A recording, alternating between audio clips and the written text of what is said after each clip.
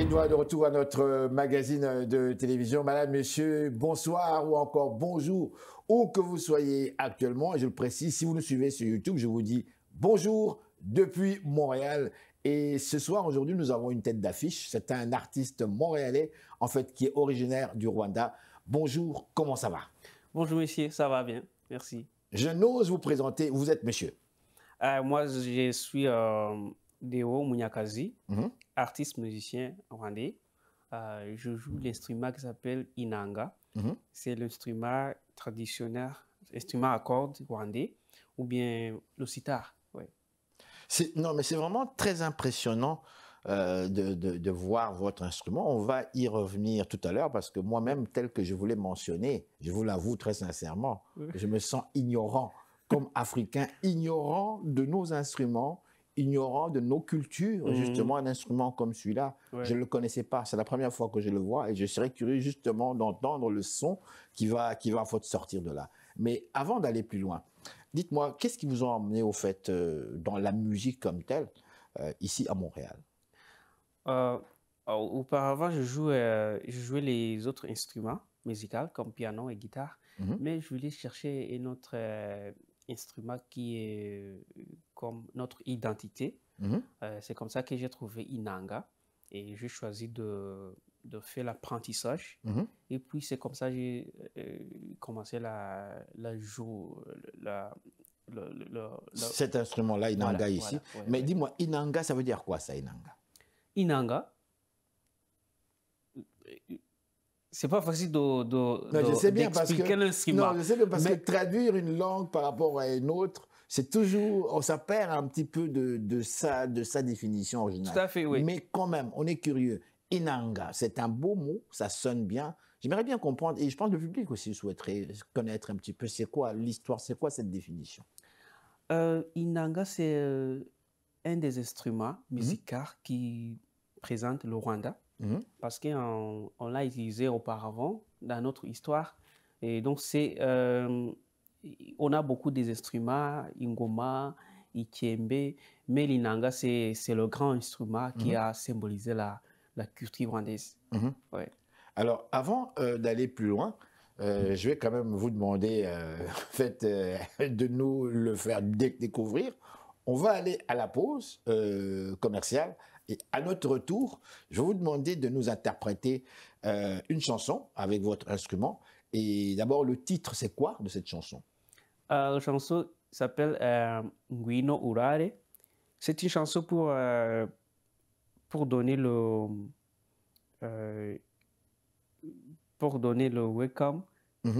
Bienvenue finalement donc. Pour donner le bienvenue chez nous dans la soirée culturelle pour qu'on partage la joie à travers de notre culture. Donc c'est une chanson finalement qui a été créée pour souhaiter la bienvenue, c'est bien ça? Voilà, voilà. Alors on y va à la pause, madame, messieurs, et nous revenons tout de suite là donc avec notre vedette de la soirée, la musique rwandaise à Montréal.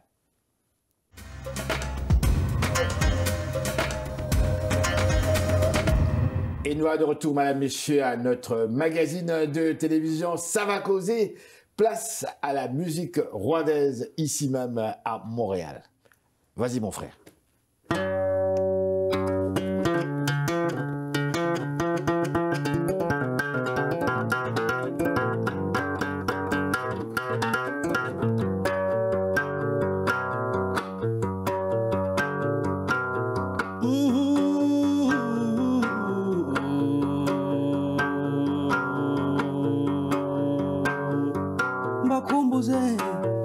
bakumbuze igitaramo cy'iwacu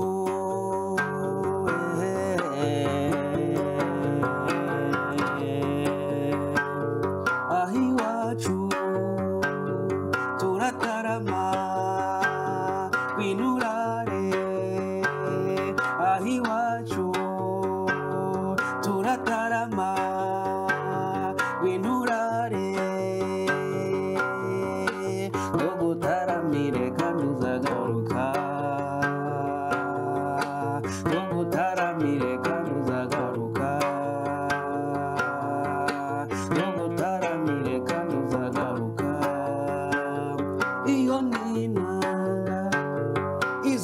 inyambo urwo n'urwana tugutaramire kandi uzagaruka tugutaramire kandi uzagaruka tugutaramire kandi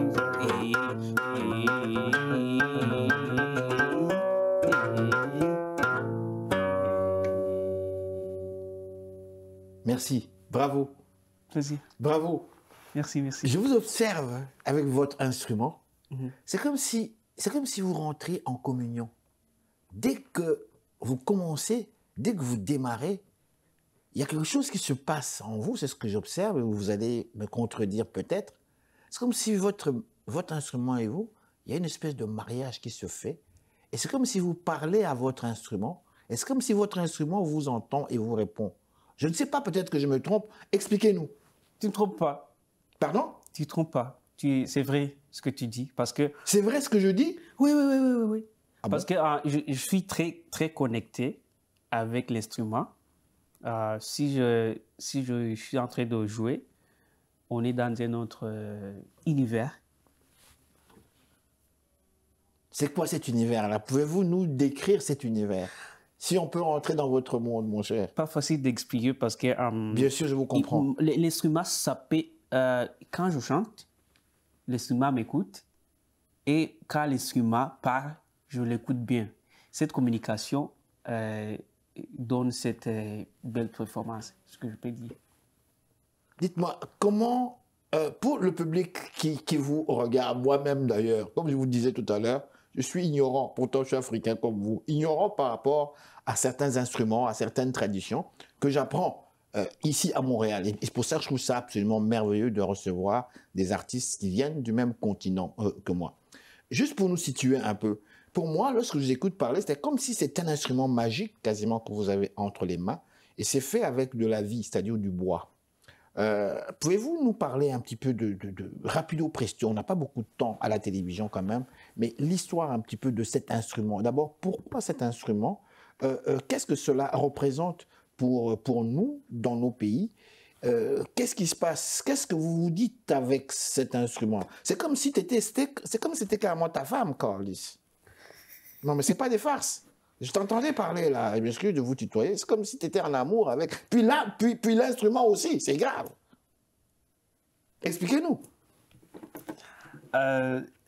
Moi, avec l'instrument, nous avons une très grande histoire et aussi l'instrument a une très grande histoire dans la culture rwandaise. Un petit exemple, pour réveiller le roi dans le royaume, on utilisait l'inanga. L'inanga. Oui, oui, oui, oui, oui. Donc, c'est un instrument le plus grand, le plus important qui présente notre culture rwandaise et aussi qui présente l'africain. Donc, c'est le son, finalement, c'est le son que cet instrument dégage, c'est ça? Oui, oui, oui, tout à fait. Qui fait qu'au réveil du roi, il est de bonne humeur ou il est avec cette de mauvaise chanson que humeur? j'ai chantée, c'est ma propre chanson que j'ai écrite. Oui. Mais il y a beaucoup de chansons qui ont été utilisées pour réveiller le roi. Ça doit être une chanson qui est un petit peu doucement, pour réveiller le roi. D'accord. Voilà. Donc, on a quand même des traditions royales qui sont quand même restées là et qui font partie de la culture, en fait, quelque part, rwandaise. Tout à l'heure, on commençait notre conversation et vous m'avez dit tout à l'heure que vous ne vous sentiez pas très, très à l'aise en français. Pourtant, je vous écoute parler, le public vous entend parler, vous parlez très bien le français, vous êtes très à l'aise. Donc, nous dire que vous ne parlez pas bien le français, moi je n'y crois pas, mais quand même, pour bien situer notre public, nos téléspectateurs, le Rwanda, c'est un pays bilingue aujourd'hui, n'est-ce pas? Allez-y. Le Rwanda, c'est un pays bilingue aujourd'hui parce que la génération de notre parent, ils parlent le français et notre génération, ils parlent l'anglais. Nous sommes bilingues parce qu'on a changé les systèmes d'éducation. Ça change un petit peu. C'est pour cela que il y a les Rwandais qui parlent le français et aussi qui parlent l'anglais et aussi il y a ceux qui sont bilingues. Donc, pour le moment, on n'a pas une langue très, très maîtrisée. On est juste dedans. Mais vous avez quand même votre propre langue à vous, Oui, oui. authentique, africaine. Notre langue maternelle, c'est Kinyarwanda. Et qui est toujours parlée. Tout à fait, oui. Est-ce que considérez-vous que cette langue-là, justement, elle a son importance aujourd'hui, de la même façon que les instruments que vous présentez ici, à l'étranger, auprès, en fait, du public montréalais? Considérez-vous que le fait de maîtriser votre langue maternelle, c'est très important, ou bien pour vous, vous mettez ça de côté et vous préférez cibler l'anglais et le français? Quand je chante avec mon instrument, c'est mieux de chanter dans ma langue maternelle parce que je suis très connecté avec ma langue natale et aussi mon instrument. Votre langue maternelle qui est le Kinyarwanda? Le Kinyarwanda. D'accord. Oui, oui, avec mon instrument. Et aussi, si je chante dans ma langue, je suis très confortable. Oui. C'est pour cela que je préférais bien d'utiliser ma langue maternelle pour raconter mon histoire. Même si il y a des interpréteurs ou celui où je peux, avant de chanter, je peux expliquer un petit peu ce que je vais chanter. Mais quand je chante à mon histoire, dans mon langue maternelle, ça passe très bien. Je suis très connecté. Dites-moi, au Rwanda, le monde entier connaît le Rwanda aujourd'hui. Je n'entrerai pas sur les éléments que nous connaissons déjà, triste, mais moi j'aime bien parler de ce qui est beau. C'est un beau peuple, reconnu comme un très beau peuple. On a remarqué que le Rwanda a trois ethnies. Trois ethnies, les Hutus, les Tutsis et les Twa. Les Twa, oui. Vous êtes de quelle ethnie? Je pense pas... Moi, je suis congolais. Si vous me demandez, je viens de quelle ethnie? Je vais vous dire, je suis Muyombe. C'est mon ethnie. Muyombe, c'est l'ethnie congolaise? Mais oui, Muyombe, c'est une ethnie congolaise du Bas-Congo, dans l'ancien royaume du Congo. Et les Bayombe, ça existe. Ça se peut que ça existe dans d'autres coins de l'Afrique comme tel. Je sais qu'au Congo, les Bayombe sont présents. Le premier président congolais, c'était Muyombe, Joseph Kasavubu. Vous êtes de quelle ethnie? Auparavant, oui. On a utilisé de focaliser sur tous ces trois ethnies. Mais pour le moment, on a focalisé de mettre une seule ethnie qui s'appelle Rwandais pour bien l'idée, en fait, c'est de mettre tout le monde ensemble, c'est ça? On veut créer l'unité nationale. Donc, on ne veut plus parler d'ethnie comme telle, on ne veut plus de Twa, ni de Tutsi, ni de Hutu. Oui, comme ça, comme ça. On est tous Rwandais, point. C'est bien ce que vous dites. C'est pour cela que tu peux rencontrer avec quelqu'un et tu lui demandes, tu es Hutu, tu es Tutsi, et il est comme... Il est surpris. Il n'a pas la solution. Donc, vous êtes vraiment sorti de ce cadre-là. On ne parle plus des questions ethniques, mais on est tous frères du même pays. C'est bien cela. On est tous focalisés d'être les frères, plus d'être dans les différents ethnies. D'accord. Alors, on va revenir à Montréal. Laissons un peu tout ça de côté, parce que ici, après tout, ils ne nous voient pas comme des ethnies. Ils ne nous voient pas si on est Mukongo, Muyombe, Hutu. Ils nous voient comme des Noirs. Tout à fait. Alors, on va parler de notre musique. Dites-moi, ici, comment ça se passe, votre musique à Montréal, avec votre instrument? Comment est-ce que le public, en fait, réagit? Ça passe bien à Montréal, sur la scène musicale. Au commencement, c'était un peu difficile parce qu'introduisait les nouveaux instruments dans la scène musicale à Montréal, c'était un peu difficile. Mais dès que j'ai commencé à jouer dans les différents concerts à Montréal, à Québec, à Toronto, Ottawa, on a apprécié vraiment et ça m'a donné beaucoup de courage. Oui. Parce que c'est une nouvelle musique, nouvel instrument, nouvel musicien, et on a apprécié et ça m'a connecté dans les différents angles de la musique. Bien sûr, on a hâte de vous voir durant les grands festivals et je serais très content personnellement de me déplacer pour aller vous voir parce que je vous trouve vraiment très très fort avec votre instrument ici. Dites-moi, on va passer à une vidéo clip. Qu'est-ce que vous nous proposez? Quel est le titre de cette vidéo? Le titre de cette vidéo s'appelle Ngwino. Pouvez-vous répéter, allez tout doucement? Ngwino Urare. Ce que j'ai chanté récemment. Ngwino Urare. Oui. Qui veut dire? C'est pour donner le bienvenu chez nous. Ah, donc c'est ce que vous avez chanté tout à l'heure. Voilà, ouais. Donc là, on va maintenant voir ça sur vidéo comme tel. Donc en fait, le produit fini, quoi. C'est ça? Oui. Okay. Alors je vais répéter parce que j'aime bien répéter, c'est Nguino Urare. Nguino Urare. Nguino Urare. Oui. Ah mon cher, la prononciation c'est terrible. C'est bon ça. Merci. Et ça c'est en Kinyarwanda. Kinyarwanda. Merci. Et d'ailleurs, on en profite pour saluer tous nos téléspectateurs de la diaspora rwandaise à Montréal, au Canada. Merci de suivre cette émission. Merci beaucoup. Merci.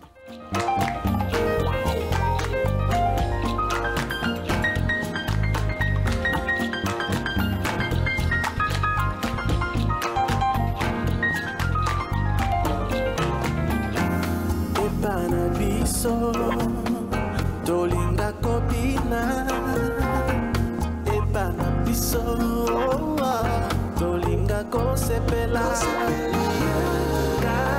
elongo tolinga kosepela tosangisa pe tolingana tugusogogeze ku ntango y'amahoro nkwibutsa umugani wa nyashya na baba inkuru ya saruhara rwa nkomokomo cyacana ndetse na ngunda tugutaramiye kandi uzagaruka ari iwacu turatarama ngwirurare aho dutaramiye nta rungu tugutaramiye kandi uzagaruka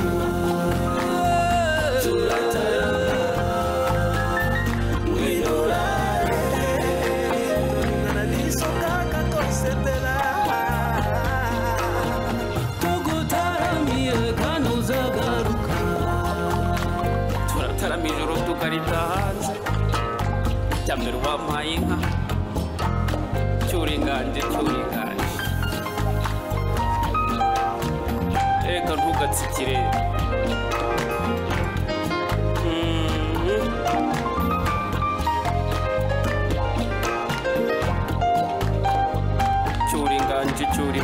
cyuringanje nuko umuco wacu ntugacindishe.